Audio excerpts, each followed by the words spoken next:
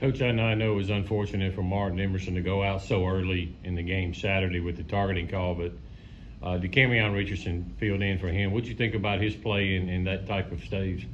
Thought he played good. I think some of those the depth and new faces we had in the secondary were pleasant surprises. Yeah. You guys have made a major improvement in converting third downs, up from 32% last year to 48% this year. How much can that improvement help, and what do you think has caused that big of an improvement on third down? Yeah, I think it's definitely beneficial. I didn't realize it was that, but because I guess I didn't feel like we started the season particularly good on third down. That's one of the key things. I mean, if you keep moving the sticks, then you get the ball, and it's a little like lottery tickets. You know, the more plays you have the ball, the more chances you have to score. So we try to do that. John and Steph.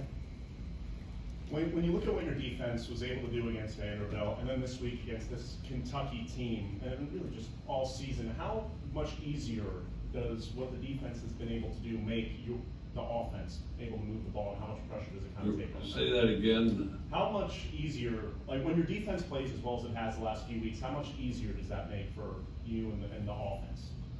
Well, I thought it was huge, the turnovers. I thought the turnovers were huge, and I think the one that Charlton caught was, you know, every play in the game is important, but I did think that was kind of a, you know, everybody looks for the turning point, you know, that's the thing about turning points. You never know what the turning point is until the thing's over, you know.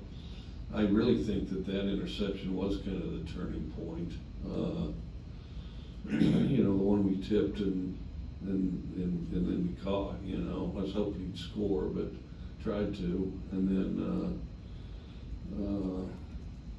yeah, I think it's critical. I think we were able to eliminate some of their possessions and generally stopped them. Held a good team, if you don't count the punt return, to 10 points. So we need to, you know, and but the thing is defensively, they're just like offensively.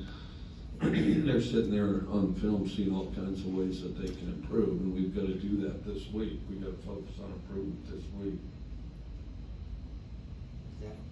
Mike, you mentioned the mental side of it, the consistency you saw this weekend from your team. Why do you feel they were able to take that step this week from a mental aspect that maybe they weren't earlier this season?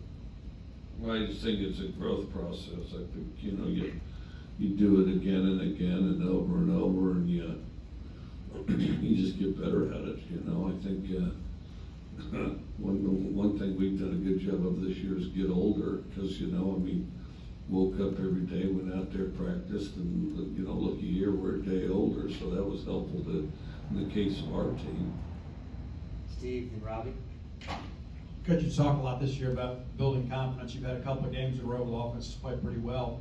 How do you guard against overconfidence when guys begin to kind of have some success? How do you kind of keep them locked into the process?